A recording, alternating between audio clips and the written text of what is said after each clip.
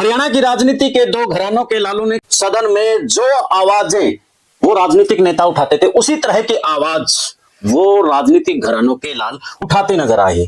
जहां एक तरफ अभय सिंह चौटाला का लाल तो दूसरी तरफ रणदीप सिंह सुरजेवाला का लाल, दोनों यानी कि अर्जुन चौटाला और आदित्य सुरजेवाला, दोनों ने कल सदन में अपनी अपनी विधानसभा क्षेत्रों की आवाज उठाने के साथ में बीजेपी को भी घेरने में कोई कसर नहीं छोड़ी। तो उन्होंने क्या कुछ कहा, पहले वो देखिए। बल्कि जो लाखों बच्चे वहां से पढ़ करके जाते हैं उनके लिए भी एक बड़ी गलत मैसेज देने का काम है। जो इंसान क्वालिफाइड ना हो उस इंसान को किसी पद पर रह करके आगे बढ़ने का मेरा ये मानना है हक नहीं होना चाहिए। ऐसे इंसान के ऊपर कार्रवाई भी होनी चाहिए, ऐसे इंसान को बर्खास्त भी करना चाहिए। मैं स्पीकर महोदय मैं कोट करना चाहूंगा इसका जो उन्होंने अपनी तरफ से अवार्ड बताया है। इन्होंने बताया है एग्रीमीट फाउंडेशन संस्था, जबकि ऐसी कोई संस्था नहीं है जो इस प्रकार का कोई अवार्ड देती भी है। हरियाणा सरकार और भारत सरकार दोनों के द्वारा जो मानी गई संस्था है वो है कृषि विज्ञान उन्नति ट्रस्ट, जो कि दिल्ली में है और ये मानी गई ट्रस्ट है, भारत सरकार द्वारा रजिस्टर्ड भी है और भारत सरकार इसके दिए अवार्ड्स को मानती भी। इसी प्रकार से ये केवल एचएयू का एक मैटर नहीं है, और भी बहुत सारी ऐसी यूनिवर्सिटीज हैं जहां पर अनक्वालिफाइड लोग या ऐसे लोग जिन्होंने अपने रिज्यूमे पे झूठ बोलने का काम करा है, ऐसे लोग आज एम्प्लॉयड हैं।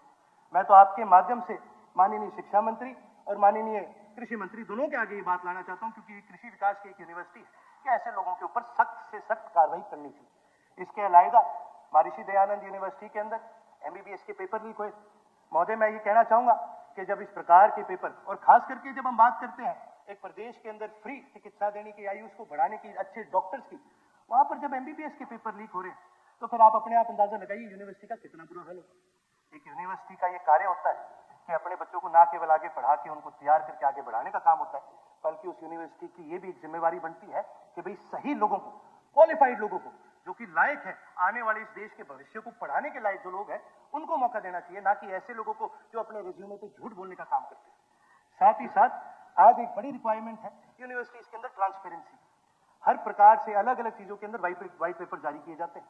मेरी तो आपके माध्यम से इस सरकार से, इस हाउस से अपील है, मुख्यमंत्री महोदय से अपील है कि यूनिवर्सिटीज के अंदर जितनी भी पोस्ट दी जाती है इन सभी के ऊपर एक व्हाइट पेपर जारी किया जाए, और जितने भी बड़े पदों पर, चाहे वो वाइस चांसलर हो, चाहे रजिस्ट्रार हो, चाहे हेड्स ऑफ डिपार्टमेंट हो, इनकी हर साल इनकी जो भी प्रोग्रेस है उसकी एक रिपोर्ट बनाई जानी चाहिए और उस रिपोर्ट को आम पब्लिक तक, उनके स्टूडेंट्स तक, उन तक पहुंचाने का काम करना चाहिए, क्योंकि हमारा भविष्य भी इन लोगों के हाथ में है। और अगर इस प्रकार के लोग जो अपने रिज्यूम पे झूठ बोले, यही अगर हमारा भविष्य बनाने वाले लोग हैं, तो किस प्रकार का भविष्य हम इस प्रदेश को देने का काम करेंगे? यही मेरी आपसे विनती है। बहुत बहुत धन्यवाद।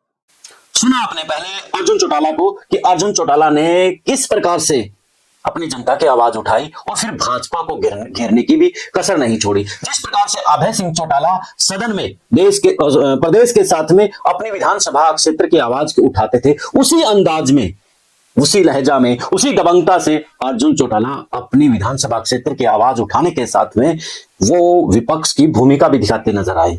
जहां एक तरफ कांग्रेस को विपक्ष की भूमिका दिखाने की कोशिश, यानी कि विपक्ष का नेता अभी तक नहीं दे पाए हैं, तो वो कसर कहीं ना कहीं अर्जुन सिंह चौटाला ने पूरी की है। तो दूसरी तरफ आदित्य सिंह सुरजेवाला ने क्या कहा, वो सुने। से ही एक मुन्ना भाई डॉक्टर यानी नकली डॉक्टर बनाने वाला एक गैंग खुलेआम काम कर रहा है। हरियाणा में जो पेपर लीक है ये हमारी सबसे बड़ी इंडस्ट्री बन गई। यहां हरियाणा सहित पूरे देश के पेपर लीक होते हैं और फिर वो बिकते हैं। अब शायद यही पर्ची खर्ची का असली मायना भी बन गया। स्पीकर सर, मैं इसलिए ये नहीं बोल रहा क्योंकि मैं विपक्ष में, मैं इसलिए ये बोल रहा हूं क्योंकि पेपर लीक अब हरियाणा का सबसे बड़ा उद्योग बन गया।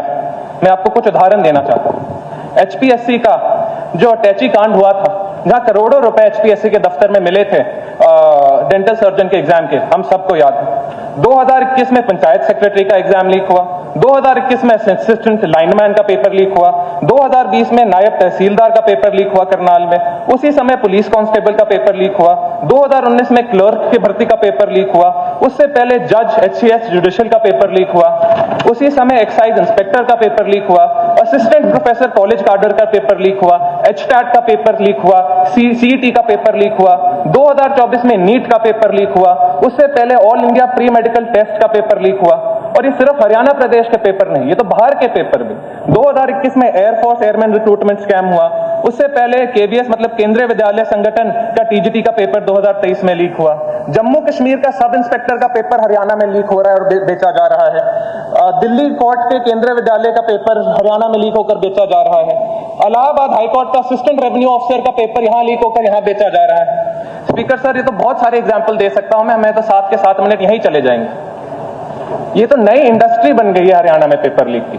पिछले 10 साल में और कोई नई इंडस्ट्री ना आई हो हरियाणा में, लेकिन पेपर लीक की इंडस्ट्री हरियाणा की नंबर 1 इंडस्ट्री बन गई। लेकिन गवर्नर एड्रेस में राज्यपाल जी के अभिभाषण सुना आपने आदित्य सुरजेवाला को, जिस प्रकार से रणदीप सिंह सुरजेवाला अपनी यानी कि मधुर भाषा से जिस तरीके से भाजपा को लपेटते हैं और अपनी विधानसभा क्षेत्र की आवाज को उठाते हैं, उसी तरीके से कहीं ना कहीं आदित्य सुरजेवाला यहां पर आवाज उठाते नजर आ रही हैं। वो एक कहावत भी है, माँ पे पूत पिता पे घोड़ा गणा लीजिए थोड़ा थोड़ा। तो इसी कहावत को स्टिक बैठाते हुए दोनों राजनीतिक घरानों के लालों ने विधानसभा सदन में अपने अपने विधानसभा क्षेत्रों की और प्रदेश की जनता की आवाज उठाई है। तो इस मसले पर आप क्या कहते हैं? आप अपनी राय जरूर दें। देश और प्रदेश की खबरों के लिए देखते रहिए विश्व प्रेम न्यूज। नई इजाजत, फिर मिलते हैं एक नए मुद्दे नए विश्लेषण के साथ। जय हिंद, जय भारत।